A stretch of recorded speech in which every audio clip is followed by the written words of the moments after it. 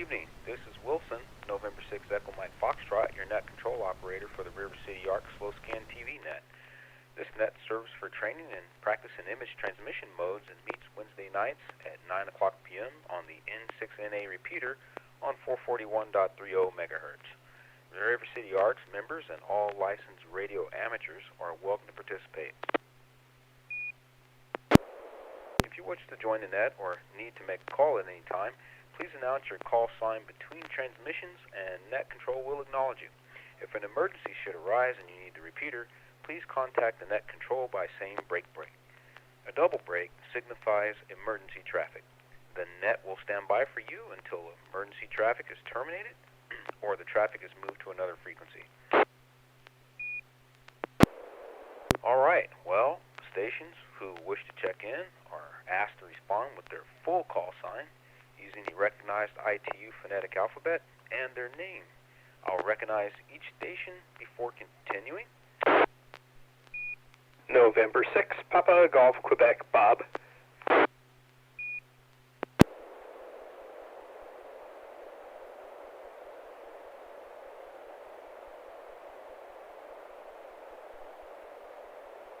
All right, well, thank you for checking in, Bob. I got you in 6 PGQ.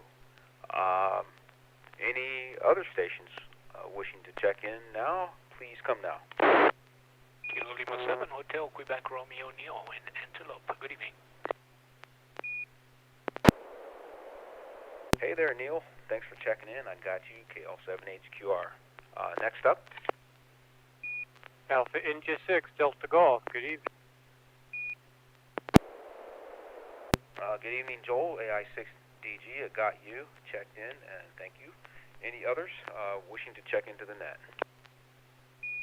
Good evening, this is K3REH, that's Kilo 3 Romeo Echo Hotel, Anders. Hey, Anders, welcome back to the net. K3REH, I've got you. Any others? Yes, this is KP4MD, Carol, Citrus Heights. And we have Alf, Kilo November 6, Papa Romeo Delta on YouTube Live. All right, well, good evening, Carol, and thanks for checking in. And I understand you're running the YouTube live streaming, so thank you very much for getting that fired up. And good evening to Alf, KN6PRD. Geez, I hope I got that one right.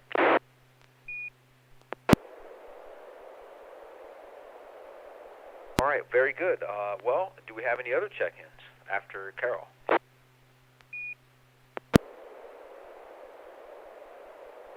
We have 5 check-ins. Well, how about this? I'll transmit first, since I didn't get a chance to get a photo out last week. I'll get one out, say Martin 1. Stand by.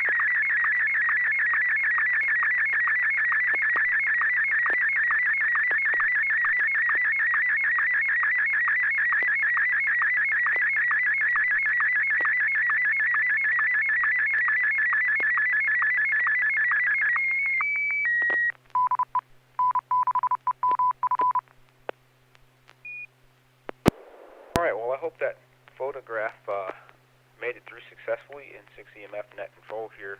I'll start with Joel, AI6DG. Were you able to copy the photo? Pretty good, except for a bar on the bottom third when the repeater ID'd.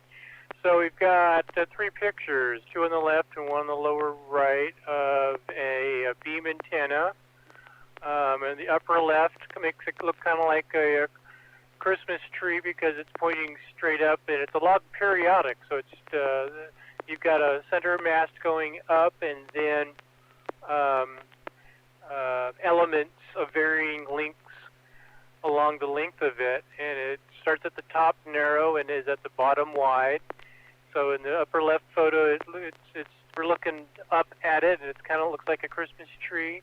The lower, that was the upper left. The lower left has it leaning against a fence, so you start getting a sense of scale and how big it is. So it's 6 or 7 feet tall and probably just as wide.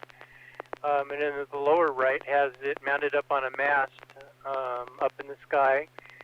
And I guess it's a Create CLP-5130-1N antenna, wideband, high gain, low VSWR, 50 to 1300 megahertz, vertical or horizontal 21 element log periodic beam, 10 to 12 dBi, 78 inches long.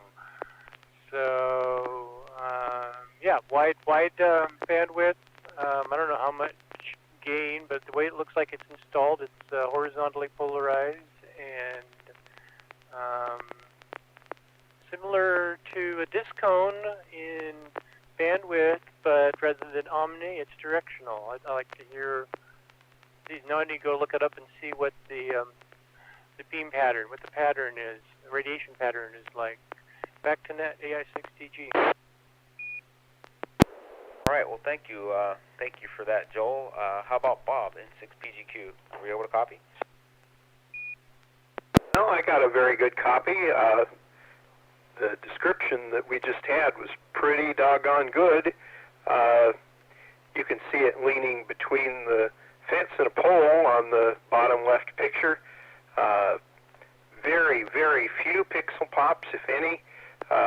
The repeater ID came through about 2/3 of the way down the picture. Very clear, very nice. I don't know whether in the top left picture it's just the perspective or my receiver or one of the elements right in the middle is kind of bent, but that's all I can tell about it that hasn't been said in 6PGQ. All right, well, thank you very much. Let's see, Anders, K3REH, how about you? Good evening, and yes, I received a very clear picture. I would say that the color reproduction that I got here is probably one of the best I've ever seen. The fade of the blue sky is very clean on my receive end here, and like everybody else, I had very few pixel pops. I got the receiver ID bar, but other than that, a very clear reception. And I hope this is a new toy of yours. It's definitely an interesting piece of equipment there, and I hope you can get it up high and have some way of pointing it to where you want to listen and transmit. I guess this goes both ways. So, very cool device. K3RH, back to you. Thanks for that, Anders. I'll turn it over to Neil, KL7HQR. Good evening, gang. Again, like everybody else, extremely clear reception here. Very, very good picture. Not much to add to the description. Very accurate. The only question I have is, it says 21 elements. I don't count 21 elements there. Am I incorrect? It looks like maybe 11, 12. Well, my old eyes, I may be missing something, but that's the only question. Quality of the picture is incredible. All right. Thanks, Neil. I'll try to answer that question. Go ahead, Carol. Were you able to copy? How are you doing out there with the receipt?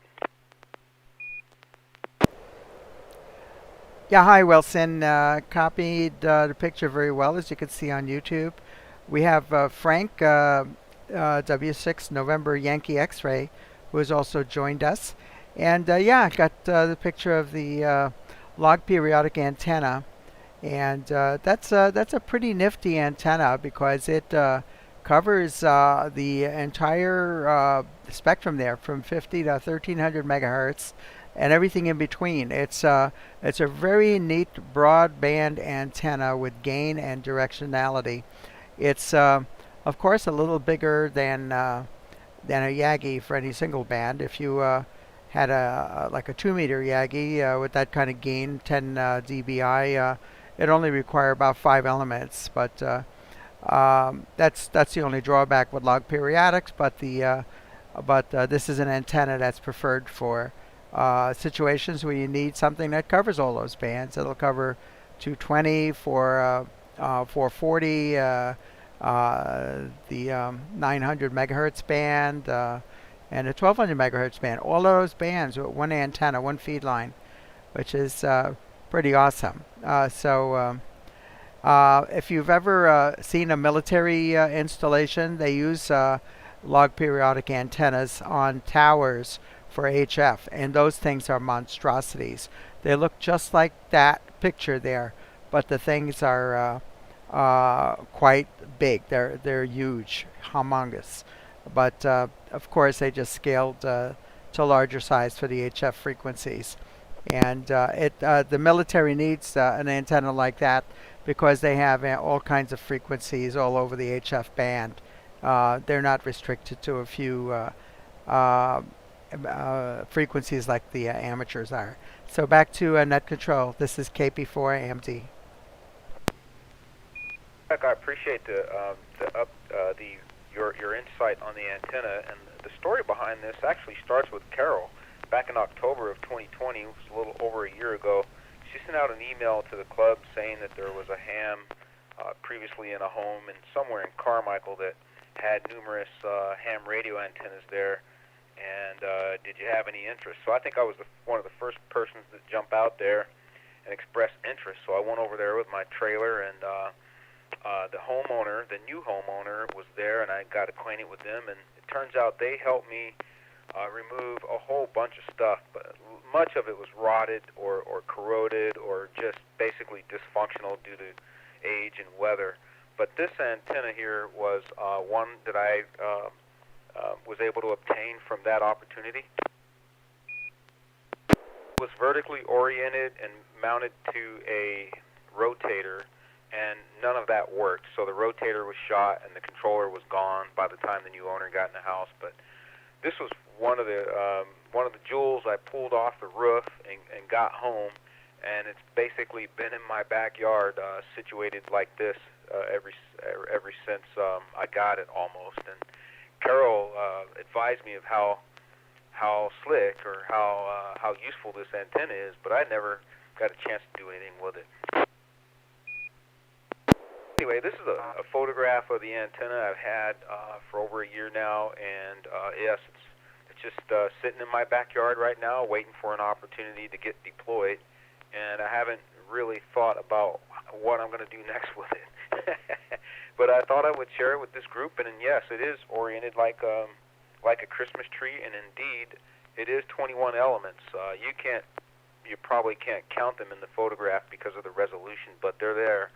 And I kind of can't wait to see how it really works across that wide range of frequencies. So long story short is the lower right-hand corner inset photograph is really something I pulled off the web. That's kind of gives this group some insight into one way it can be installed. So anyway, an encouraging update from Carol, and thank you for that. It gives me a little bit of enthusiasm for maybe to get some time off this holiday season. I might be able to do something with it. There's my story. Any comments or questions? Comments. Go ahead. So, did you keep the rotor because, regardless of the condition of the rotor, it was probably rebuildable? overall, and it probably would have been worth it, although that depends on just what it was in the model. Because as long as they're not completely corroded to pieces or gears ground up, if it's just grease that's solidified to cement over the years, that's easily cleanable and repackable with new grease. And for some of those, even if it's broken, there's parts available. I'm on DX Engineering looking at the page for that, and that's like a $520 antenna, so good catch. And yes, 21 elements. I mean, I pulled up instructions with specs, and it's got nice drawings of the radio, and I swear some of those elements at the end are probably only an inch or two or a couple inches long. I mean, they start out super long and end up super small. What is it? Wind surface area, 0.2. Wait a minute, that's in meters. What is it in feet? It doesn't give me in feet. Yeah, probably it's got some surface area. And yes, big military lug periodicals can get huge. Does anyone remember the absolutely huge, monstrous lug periodic that used to be on the backside of McClellan that you could see from the freeway? I think was it the Winters exit?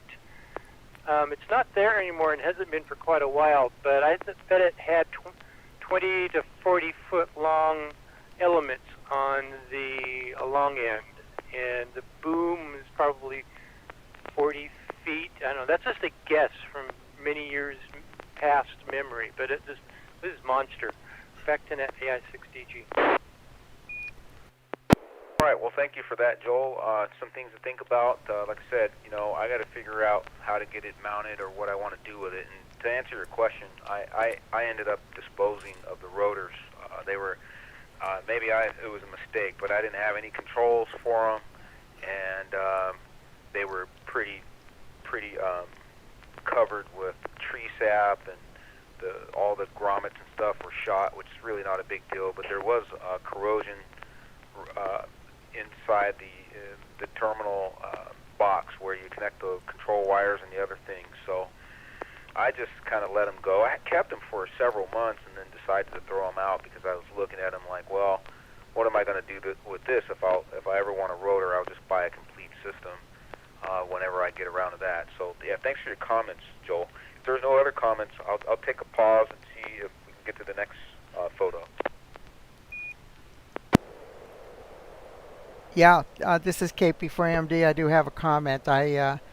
Actually, this antenna would be perfect if you've got an all mode radio that goes up to 6 meters and 2 meters. This is, if you're on 2 meter sideband, it's preferable to use horizontal. The same with 6 meter sideband or 432 sideband. And this could be actually rotated by a television antenna rotor. These VHF, UHF antennas don't need any special ham type of rotor. And just by coincidence, I happen to have a brand new Radio Shack TV rotor in the box with control box and everything. All it needs is the rotor cable to connect the box to the rotor. And I think this is something you might be able to use there, Wilson. Over. All right. Well, thanks for the suggestion. If you have that, we can chat about it later. What kind of trade we can make, or what it means to you, because it would be nice to have a rotor that I could use to experiment with this and try different things with it. So thank you very much. And like I said, this one was oriented vertically for some reason. I'm not sure what the ham was doing, but it was vertically oriented. Yeah, it would be vertically oriented if you were using it to reach repeaters at distances. But it would be horizontal for weak signal modes. Yeah, and I remember I bought this rotor. It was when they were closing the stores, and I got a really deep discount on it. So it's I'm not going to make any money on it. I'll tell you, it's very reasonable. I think you if you really want to use the antenna, this will work very well for you. Over. Noted. Thank you very much. Let's send me a text, or we'll get in touch via email and find out what you think Santa would like to bring you for it. How's that? Thank you, Carol. All right. So Bob, N6PGQ, you're up. Okay, well, very good. It always seems to be Wednesday, and I'm doing something that's taking most of the day, and then I realize, oh no, it's net time. So you grab the cell phone or a camera and go out and take a picture. So here's this one. It may be a little dark, but you might enjoy it.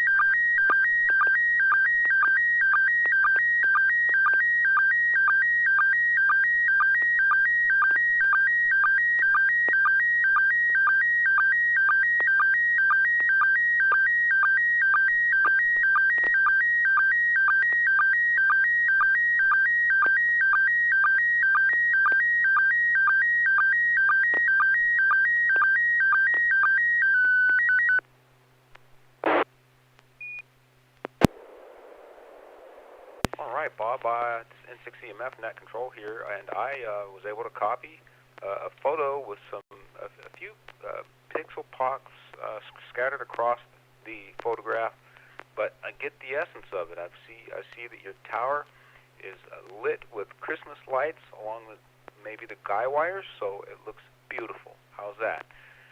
N6EMF will pass it along to Neil, KL7HQR. Boy, is it KL7HQR. This is nice to see, Bob.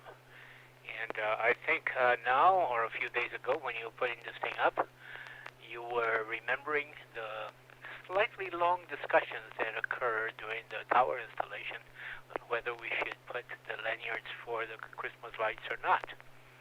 And I think there were some youngsters of yours that were absolutely correct. It looks good. And I'm quite sure the neighborhood really appreciate that. It looks really good. Good copy. Back to net. Oh, I stand for clarification. Thank you for that, Neil. I guess it's lanyards for Christmas lights, not guy wire. Thank you for that. Joel, AI6DG. So yeah, it is a little dark. So I see a field, two towers, an outbuilding shed between the two towers. Actually, it looks like there's another tower or mast to the right in the background behind the rightmost tower. I don't know what that is on the extreme right. Is it a chicken coop or a weather station? I see kind of a white frame, but I can't tell if there's chicken wire in there or what the thing on top of it with kind of a gable pitched roof is. looking at the antennas. The step IR on the left tower. Can't tell if there's any dipoles off of it on the right. Got a bunch of beams pointed off to the right, but they all look like VHF or UHF or higher. Although there's a long one that's probably got a bunch of elements and quite a bit of gain. And then the little master tower that's in the background on the right looks like it's a vertical of some kind. Either that, vertical of some kind, either with radials or a counterpose system on the bottom of it, about 20 feet off the ground, although it's kind of hard to tell, no scale. I'm wondering how you get the lights up on the tower on the left. I mean, does someone climb it? Do you have a pulley with a rope going up to it and back down to the ground already? And why are the two levels of lights both so high up rather than kind of the second and lower one kind of in the middle? Lots of questions. I'm sure lots of story to answer questions. Back to Net AI6DG. Right, well, Neil has the mind of an architect or a construction engineer. He has questions. That's great. And I think I forgot to give a shout out to Frank, W6NYX. So thanks for watching the show. And hang in there with us. We're having lots of fun. And let's see, how about Anders, K3REH? Were you able to copy? So as the first few lines underneath the step IR came in, I thought that those were pixel pops, but clearly not. It looks awesome. My question would be, are those running up and down? Are they animated, or are they still like we see in the picture here? That would be my question. Does it look like a huge runway or not? Very cool installation. Must be quite a sight when you're. Don't think that this picture does it justice. K3RH, back to Net. Indeed. How about Carol, KP4MD? Yes, this is KP4MD. I recognize the step IR on the tower, and I don't know if this is an old picture you had from before the tower accident, or if this is new. You just put up the new Christmas lights going up to your tower, but it's beautiful. Thank you very much for sharing that. Recognize that that tower and the step IR antenna. This is the N6PGQ antenna farm, ready for Christmas. Over. Indeed, and getting ready to have a very Merry Christmas with a beautiful lighting arrangement. So what we'll do is we'll go back up to the top of the list with Bob N6PGQ. Would you like to help us see the light? Well, as I mentioned at the beginning before I sent it, this picture was taken this evening before the sun went completely down, so you can see everything that's in the picture. On the right, about 3/4 of the way down, is a outdoor garden, and it's framed with the posts that you see there. Has wire around it to keep the birds and the animals out of it. So we have probably the most expensive tomatoes in the world after putting extra dirt in there and everything else. So that's that part. And behind it is what we commonly call the goat barn. It's 2 stories at the top. The previous owners kind of built a playhouse on the top for their kid, and below it is a feed area for goats that we don't have and will not have.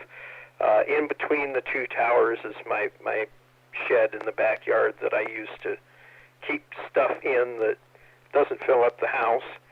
And the antenna lights, there are 750 of them, just for anybody's interest, are pulled up on DAC-run lines, and I attach the light strings to it with small zip ties. About every third or fourth light has a zip tie on it, so that it isn't wiggling around too much. And why they aren't lower is because I want people to see them from a distance. And if you put them lower, the only people that would see it would be me. The antennas that you see, as everybody has commented, is a DB18 step IR on top of the lighted tower, and the smaller tower is about 33 feet. It's got a 2-meter vertical on it, 440 and 220 vertical beams that were made by Ham Pro. I got it from Pete Onigan before he became a SK. And the very bottom antenna is a 12-element M-squared horizontal beam for a 2-meter sideband. And in the background is a 10-meter vertical antenna that I use for the net when Carol's on vertical. N6PGQ. That's great, and I'm wondering too if those lights, if you can get them to load up with HF. What do you think, Bob? Well, hopefully I'm able to not bother the antenna that's on the top. I don't want to load them up.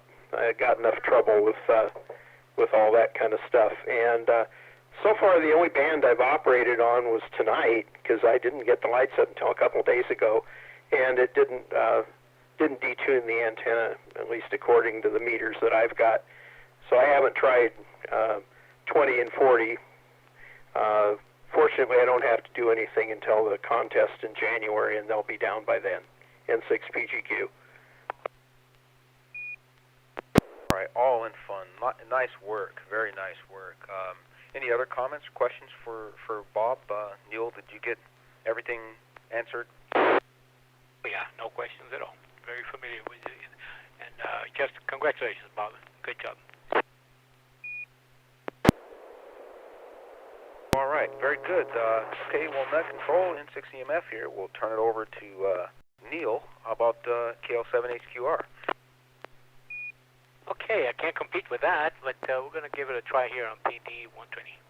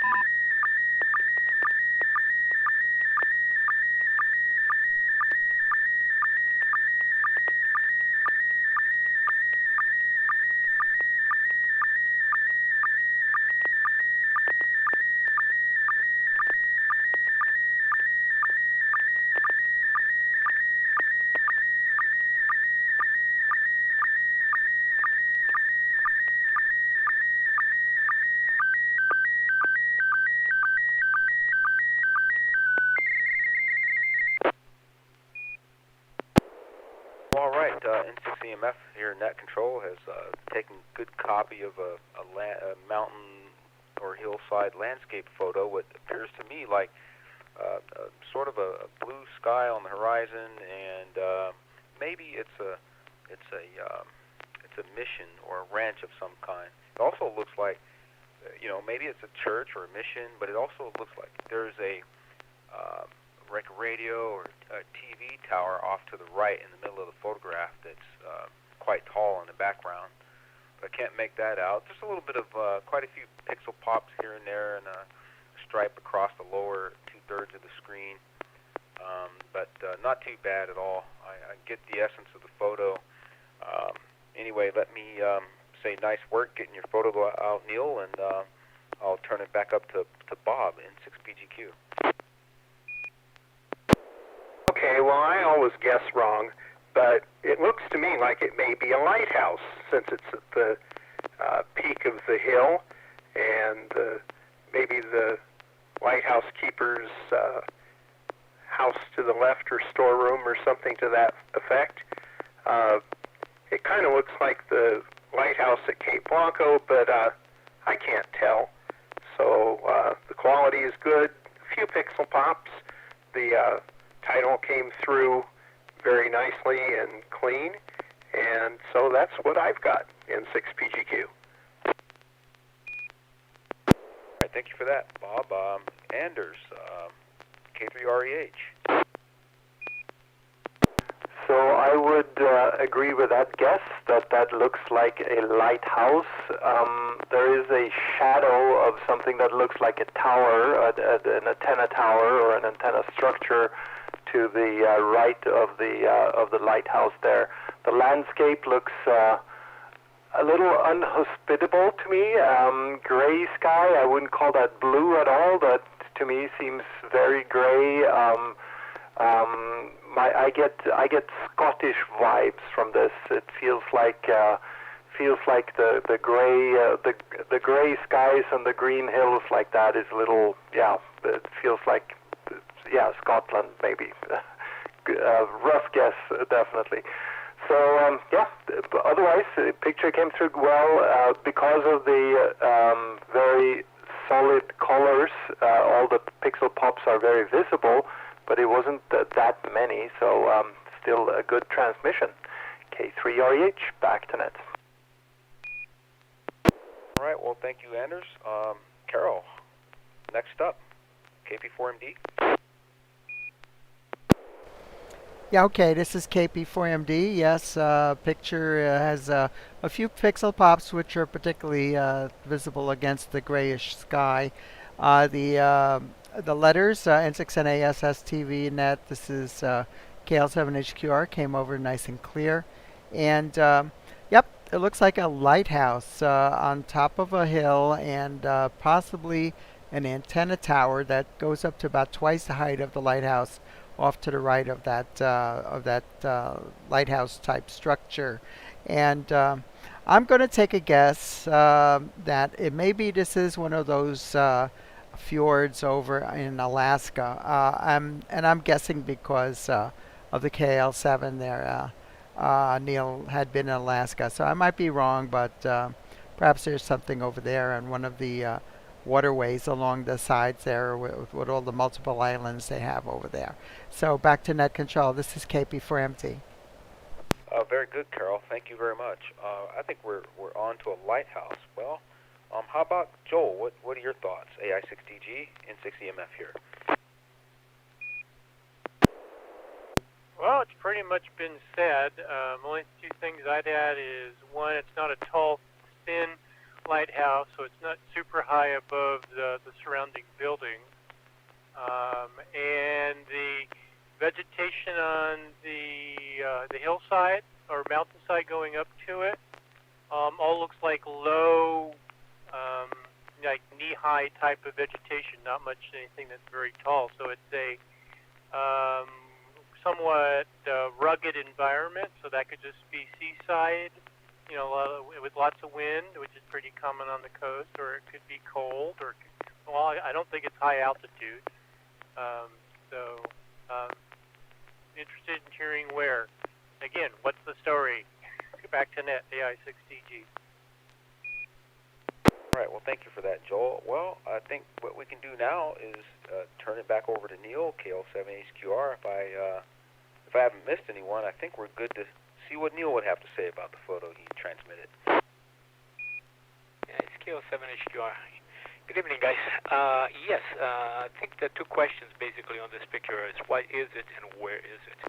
I have been spending quite some time in the last several days trying to organize and collect and consolidate all my videos that I've taken through the many, many years, and I have, I think, about six terabyte drives in here that I have to kind of consolidate.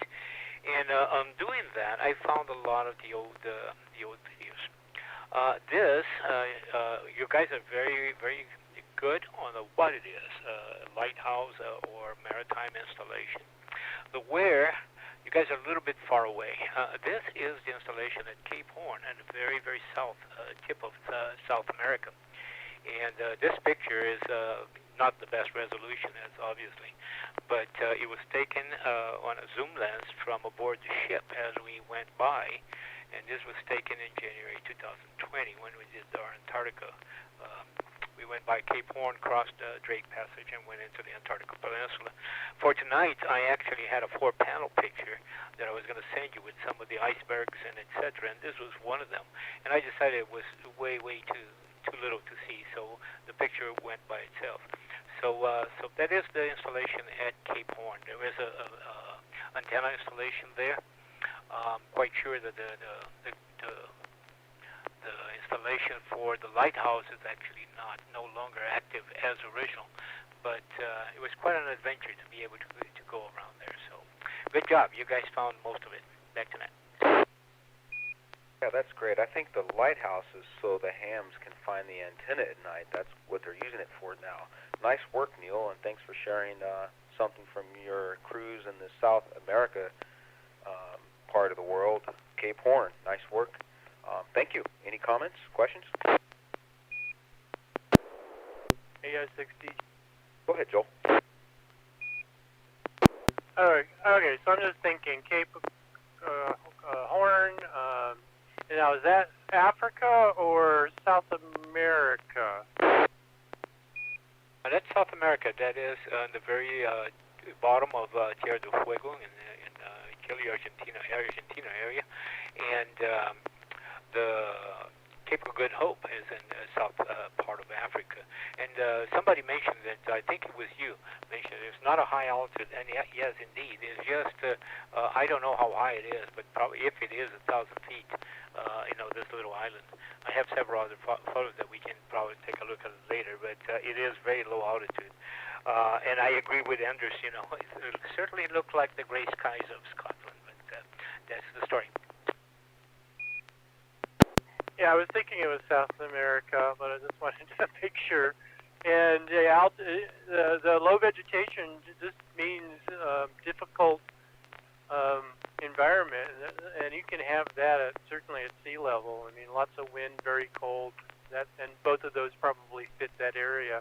But so this is the outer passage because I think most ships now avoid going around the actual cape and use, Magellan Passage or Drake Passage? No, Magellan.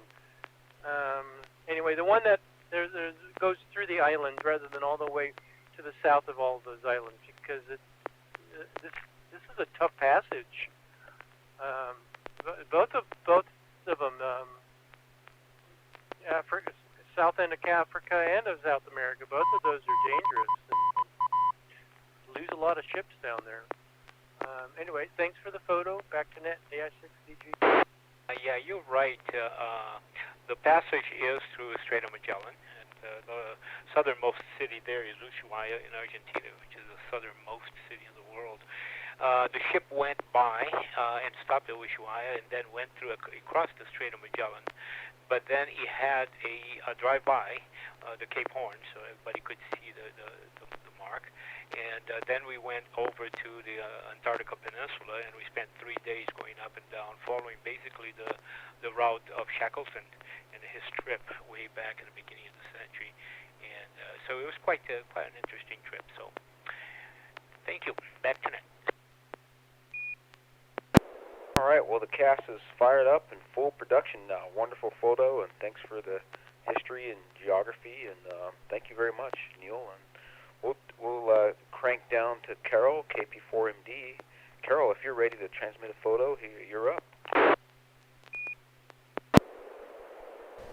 Okay, this is KP4MD. First, I have a question for Neil.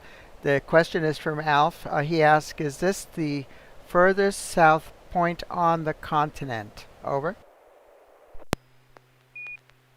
Well, it is. It's an island, and therefore it is the southernmost part of South America.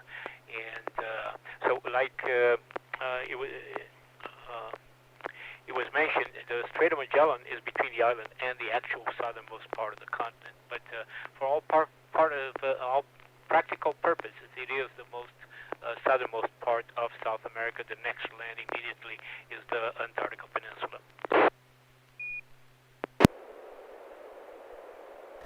Okay, thank you very much. That should satisfy Alf, that answer. You know, and I'm quite impressed by all of the traveling that you've done and all of these wonderful pictures that you're sharing with us. You know, and it kind of impresses me as much as the pictures that Joel shares, because he does his mountain topping where he goes up these high, craggy places that I would never dare to go, and places like waterfalls off the edges of sheer cliffs with people looking like they're going to fall into oblivion. And I would, you know, it wouldn't put me past me that Joel would take a picture like this while he was kayaking through the Strait of Magellan. You know, I would not, it wouldn't be beyond my possibility of believing that. He's just so intrepid. So anyhow, I know that he didn't do that, but I'm just letting you know the stuff that's going through my head, seeing all these exotic pictures. Thank you so much for sharing that. And Alf says that's on his bucket list to go to the furthest south point on the continent. I'm going to go ahead and send a picture here. This is going to be PD120.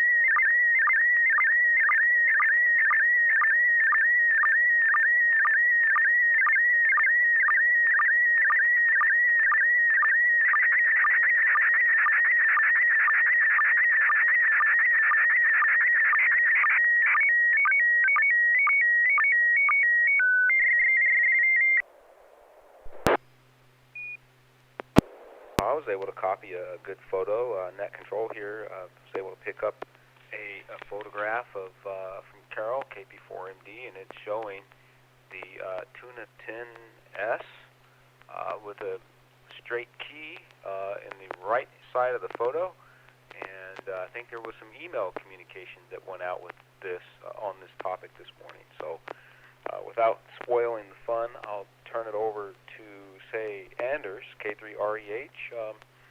Were you able to copy? Roger that. I received a good copy of a circuit board to the left and a straight key to the right. And yeah, I don't know too much about the tuna tin transceiver. I do know a lot about the parts that go on there. I recognize the little Arduino chip there and little display. I've used plenty of those in the past. I don't really know what to add about that. Looks like a nice assembly, and hopefully you're having some fun with it. So K3REH, back to net. Okay, Anders, thank you very much. Well, how about Joel, AI6DG? You're up. Yeah, tradition two. I don't know if it's one photo or two photos, but we got a standard run-of-the-mill straight key on the right, and I guess the cover's off the tuna tin or tin tuna, whatever it is, on the left. And we're looking down at the board. We got I'm assuming a tuning knob, the little display, the Arduino above that. To the right of the Arduino, I know there's another module. I don't remember. Not having built one of these, I'm not that familiar with them, but I'm assuming it's either the radio receiver module or maybe the VFO module. Toroids wound to the left of those, and on the back edge, a couple of BNCs, probably some earphone jacks, and I see on the board a three-tab voltage regulator or similar, maybe. Similar, I suppose it could be the PA. Excellent reception, and someone's having fun probably doing a QSO, because either that or they just staged it with the fingers on the key as if they're ready to go do a contact. And it's on 40 meters. Looks like it's tuned to 40 meters from the display. Back to net VI6TG. I can sneak and tell you, I think Carol was able to make a 100-mile contact on a half watt on either 5 or 7 megahertz. So I just couldn't hold the truth any longer. How's that? So pretty interesting. How about, thank you for that, Joel. How about Neil, KL7HQR? Roger. Yeah, I read the email, so I'm familiar with it, and I got very, very sharp picture, no problem at all. Very good picture. Congratulations, Carol. And based on your last comments on the last picture, it's such a pleasure to participate in this activity and all. As we said on the meeting about ham radio, and Jojo mentioned, the whole thing is for us to learn from each other. I learn a tremendous amount from you on this type of thing, electrical technology that you have. And Anders comes in with another side of all the technology. And you said Joel with all his incredible pictures and things that I would never do, and Bob and everybody else with the cars. So this is a learning process that I go through every Wednesday. So anyway, thanks for the words. So back to net. I think all the kudos are very much appreciated. Thank you, Neil. And I also wanted to say thanks to Carol, KP4MD, for expressing so much joy in the pictures she's experiencing and downloading from the rest of the cast. So this is great. Nice sharing. And it doesn't get much better than that, right? So thank you for those comments, Neil, and I'll turn it up to Bob in 6PGQ.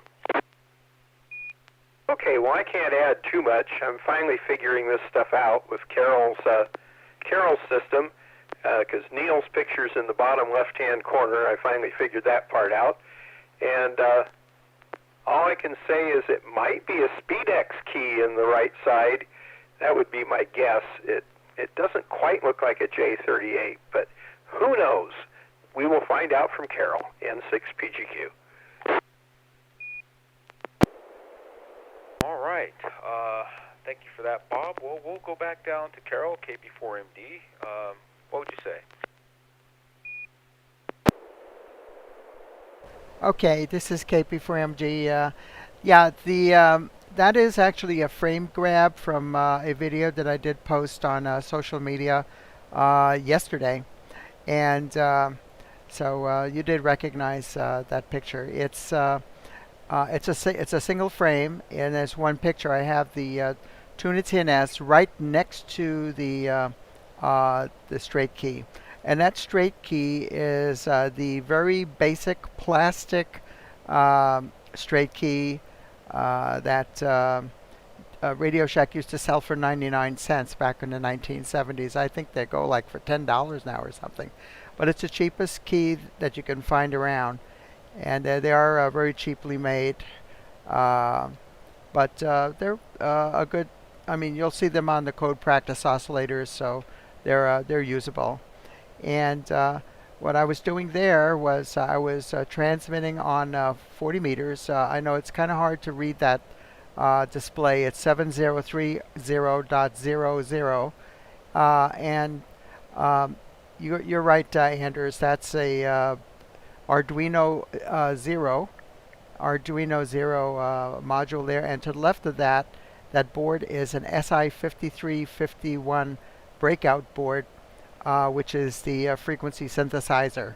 And the Arduino is controlling that, and it's setting the frequency of that synthesizer.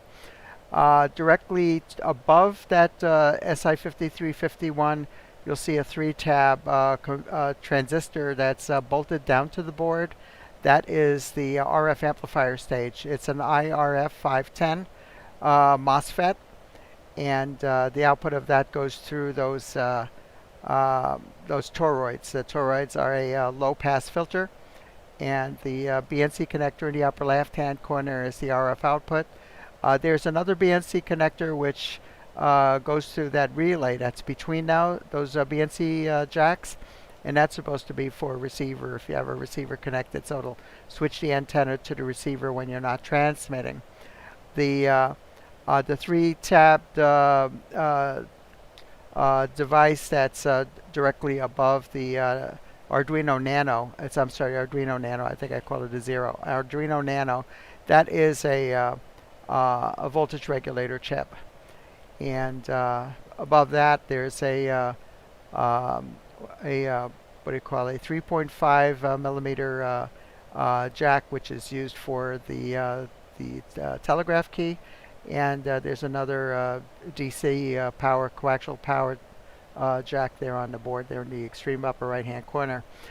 What I was doing there, this is the radio. Let me drop it just a moment here.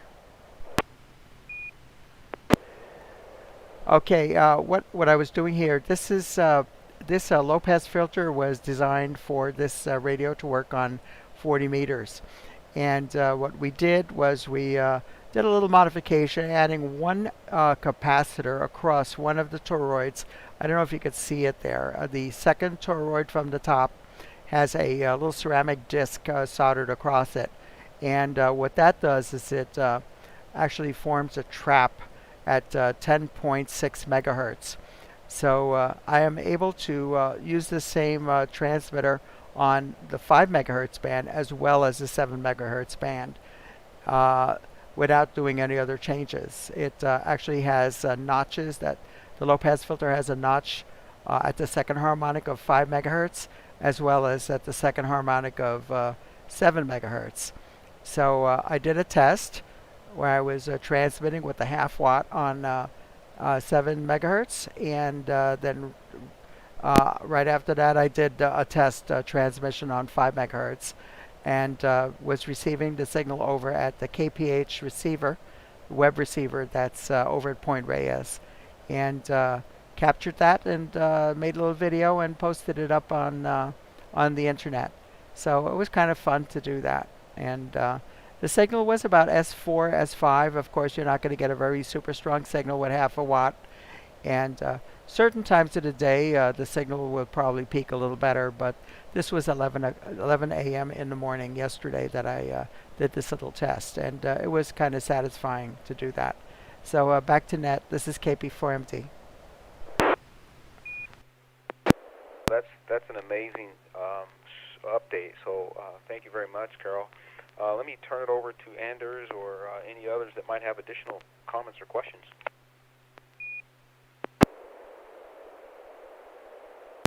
So no real questions, just congratulations, very cool.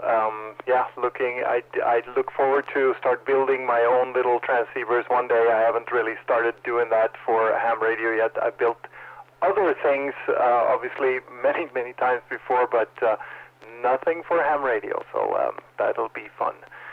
Yeah, very cool description. Thank you so much for sharing, K3REH. Back to net. All right, nice work. Thank you. So, let's see, where are we? Anders, you're up. K3REH, would you like to transmit one? Yeah, I had to switch around very quickly here, so this was not my original thought, but here is my contribution. This will be in PD90, K3REH.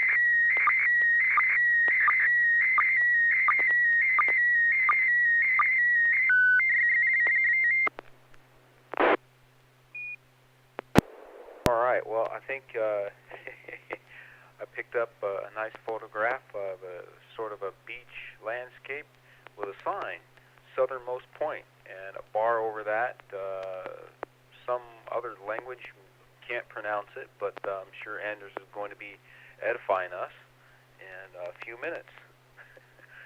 So that kind of matches up with the lighthouse photo and Cape Horn, southernmost point of South America, right?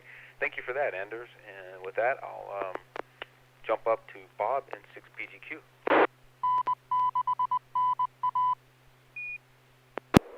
Okay, well, you got about as much as I can tell. Few tourists on the right side of the southernmost point sign. Vegetation does not look like there's very much of it.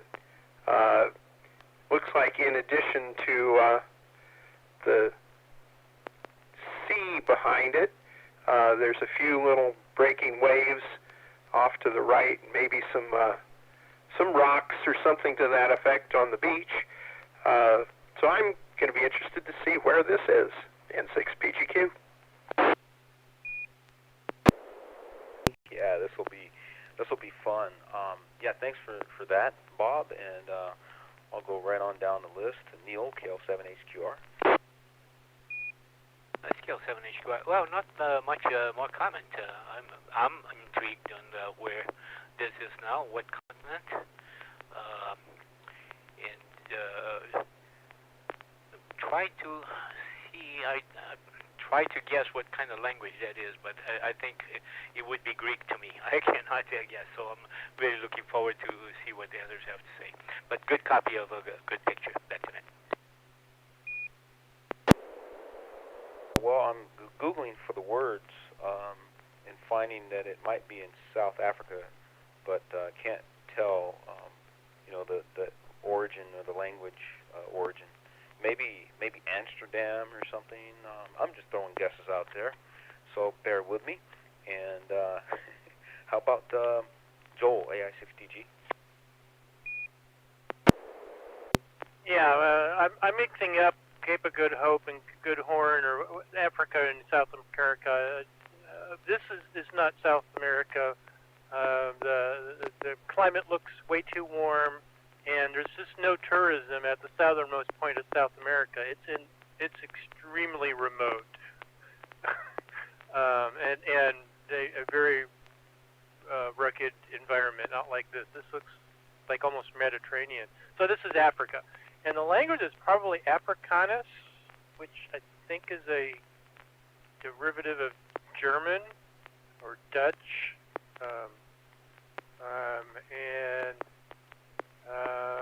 So, yeah. Again, I want to hear the story. Back to net, AI6DG. All right. Well, thank you for that, Joel. And we'll jump down to Carol, KP4MD. Yeah, this is KP4MD.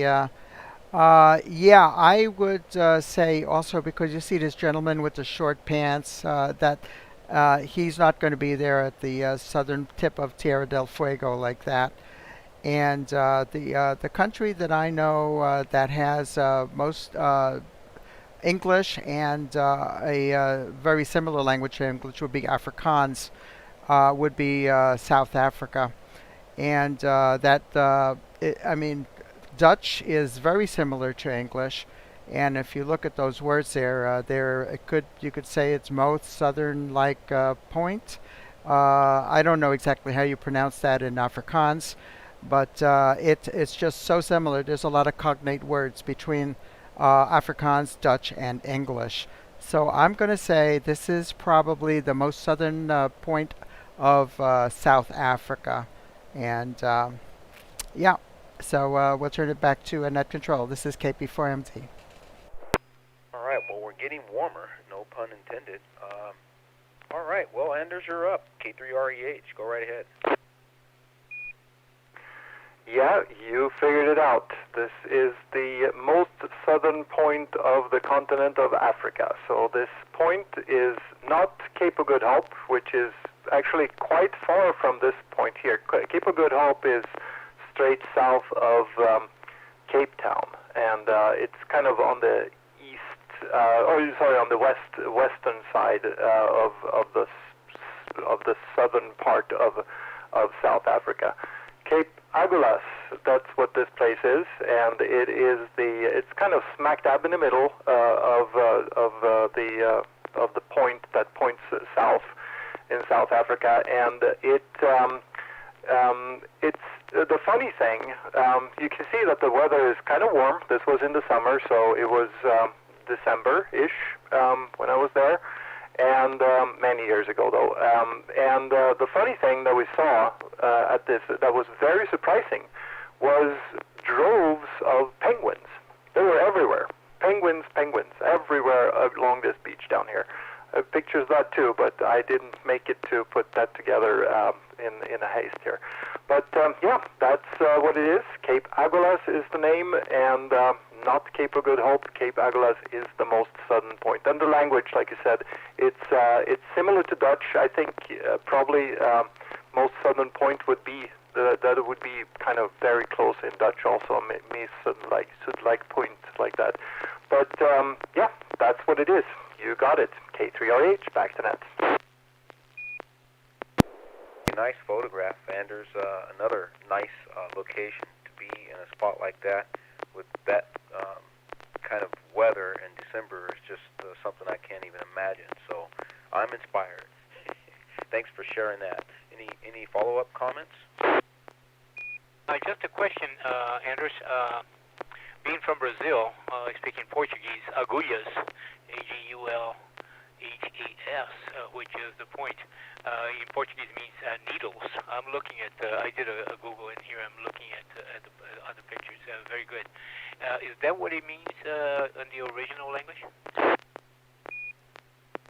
Yeah, that goes way beyond my knowledge, so I have no idea. You're probably right on the pronunciation there also, so I would trust your pronunciation much more than mine. K3RH, back to net. Okay, no problem. Thank you very much. Hey, I enjoy your counterpoint to the pictures. It's great learning. Thank you. All right. Well, I think we're ready for Joel, AI6DG. Are you up?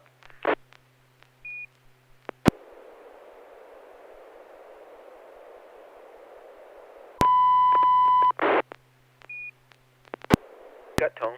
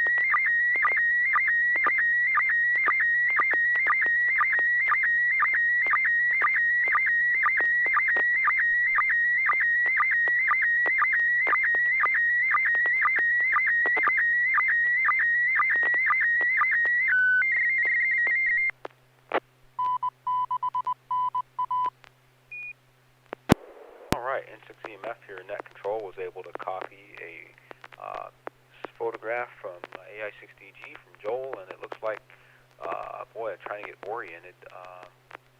Looks like a snow along a river bank with some buildings and a bridge in the background, and other than that, quite a few pixel pops, but snowy day, and that's probably all I can discern at this point, and we'll turn it over to maybe Bob, N6PGQ. Well, you got everything that I saw. Yeah, there's quite a few buildings on the horizon, pipes, perhaps a railing right in the very bottom right of the picture, and it might be a pathway through into the trees, but I can't tell. We'll be listening to AI6DG for his explanation. N6PGQ. Very good, Bob. Thank you. How about Neil, KL7HQR? KL7HQR. Yeah, good copy of the picture.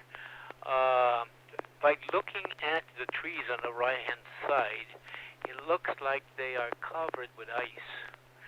I've seen something similar to that in the winter '67, not in Chicago, but we had an ice storm, and each of the branches and each leaf on the tree were covered with some ice, and that seems to be the case. And if that is true, it could be something related to Niagara Falls, because I would assume that the humidity and from the fall would cover the trees with ice. But also curious to know what it is. Back to net. Yes, likewise. Thank you, Neil. And Anders, K3REH. Yeah, this looks cold. Clearly Niagara. We can see the waterfall. It looks like either early morning or late afternoon. The sky in the distance there has kind of an orange-ish glow.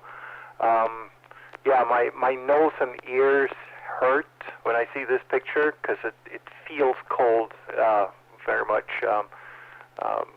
By the way, I got news from my friends in Sweden that they had some record cold in Sweden this week. Some points in Sweden got minus 42 Celsius, which happens to be where Celsius and Fahrenheit scale actually meet. So that's about minus 42 Fahrenheit also, and that is very cold. I hope it wasn't that cold when this picture was taken. K3REH, back to net. Wow, is it 9/5 Fahrenheit plus 32? Can't remember anymore, but yeah, that's a very interesting correlation. Thanks for sharing this. Sweden, minus 42. Wow, that is cold. Yeah, so let me go to Carol, KP4MD.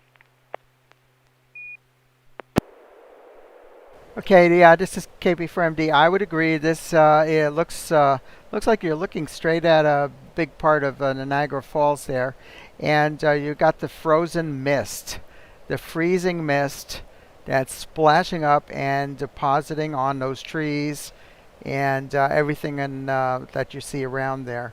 And you know, I feel sorry for Anders' friends up there in Sweden. You know, those people that get so close to the Arctic Circle.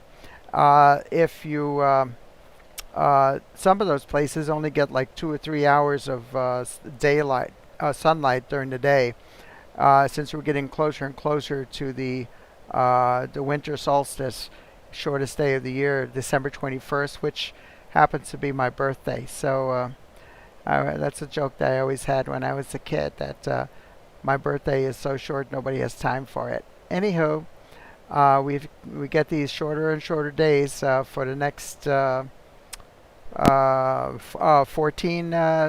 or 14 days, and then things will turn around, start warming up a bit. And that, yeah, minus 40 Fahrenheit, minus 40 centigrade. That's where they coincide, and that is darn cold. So back to net. This is KP4 Mike Delta. All right. Well, thanks for those comments, Carol. And I think we're ready to get back to Joel, AI6DG. Would you like to tell us more? Yes, Niagara Falls. I don't know how cold it was when I took this. I don't think it was terribly cold, but it was probably a decent amount under freezing. So maybe the 20s. I doubt it was in the teens.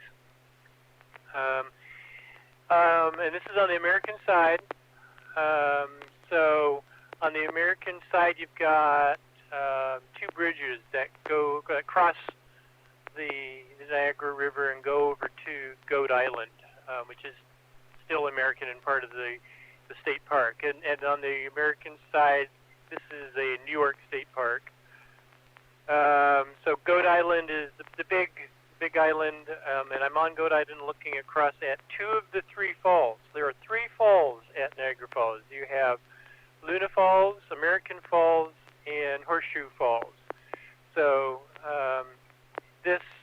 you've got a railing on the lower right, and just out of view to the right, there's some stairs that go down, and you can see mid to the right a little bridge, white, that's going crossing a little passageway of water that's going over the falls. That's Luna Falls. So you can't really see Luna Falls, but you can see the edge where the water's going over. And the middle of the picture is this Luna Island, I think it was called. Oh, wow, I've forgotten a lot of my place names. I think it's Luna Island. And it's between American Falls and Luna Falls.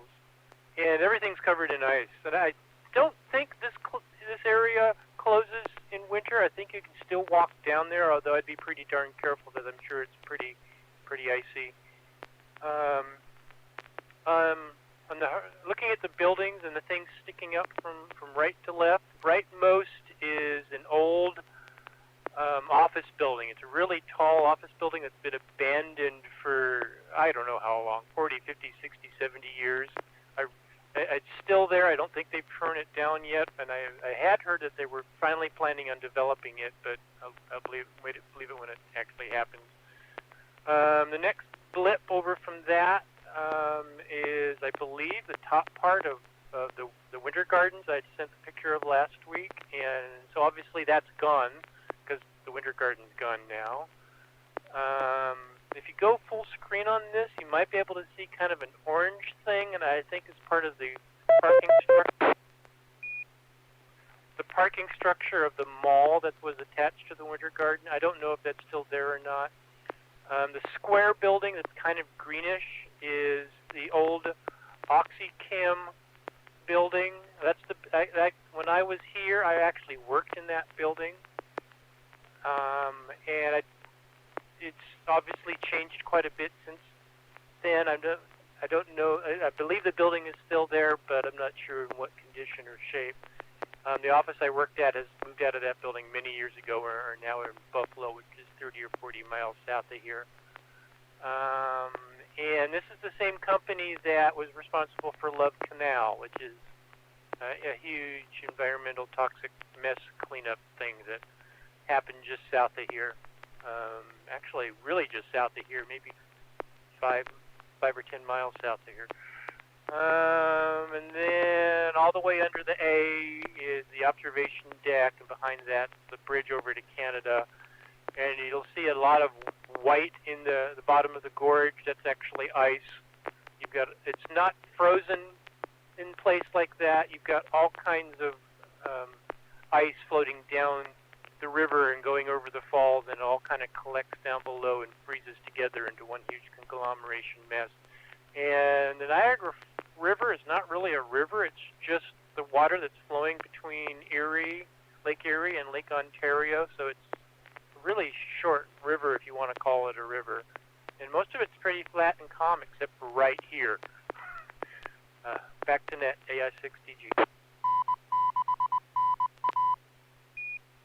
It turns out this is another breathtaking landscape photo, and well, anything that cleans your clothes that good can't be good for the waterfowl, right? Yeah. So you have a great memory too, Joel, to remember all these details. Sounds like you spent some time there. Any other comments or thoughts?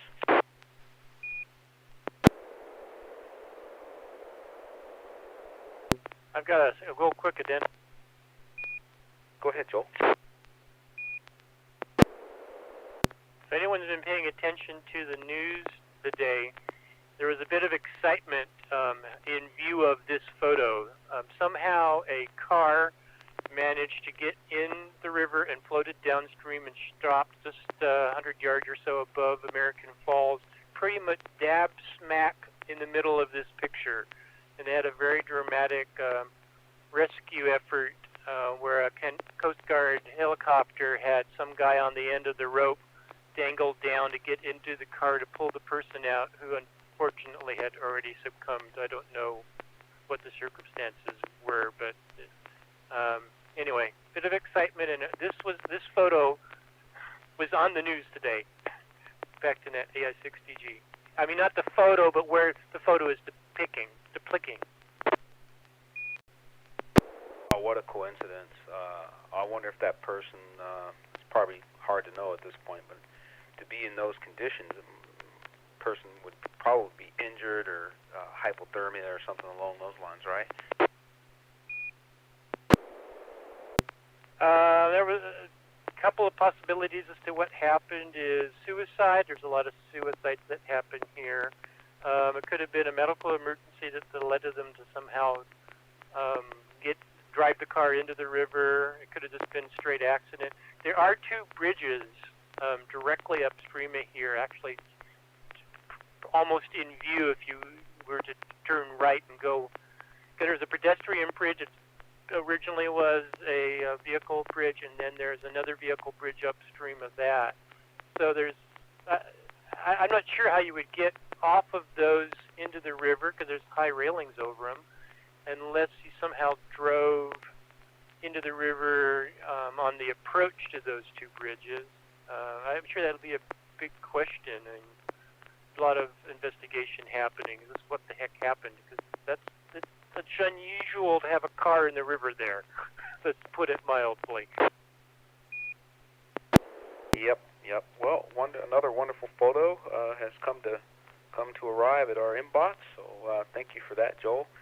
Any follow-up comments or questions? I'll be seeking to close out the net in a few minutes. Yeah, this is KP4MD. I just wanted to say that George, November 6 Yankee Golf, who hasn't been on the slow scan net in, well, I don't know, maybe a couple of years, he is now on our YouTube chat.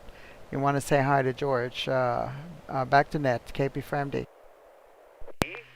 And what else? I think I got everything. And what a show. Thank you, folks, for hanging in there. And thanks going out to Carol for running the YouTube streaming, and I want to say goodnight to Alf and Frank out there. At this point, I guess what I'll do is get ready to close out the net, and I want to express appreciation to all who participated in tonight's SSTV Net. Well, we hope to see you again next Wednesday at 9 o'clock p.m. The net is officially closed at 10:26 p.m. local time. This is Wilson, November 6 Echo Mike Foxtrot, wishing all of you a good evening. 7-3.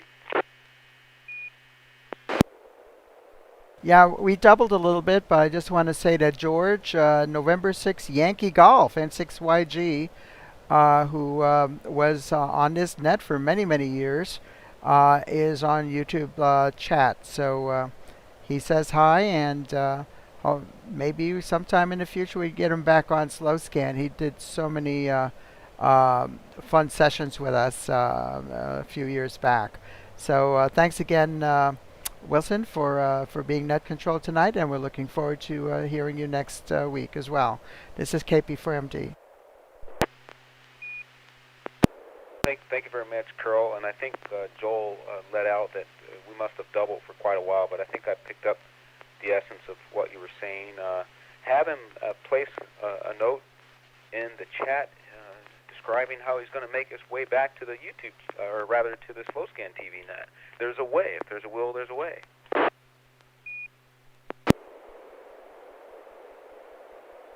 Yeah, QSL 7-3s, and thank you again to everyone. This is KP4MD Clear, and we are now closing the YouTube chat.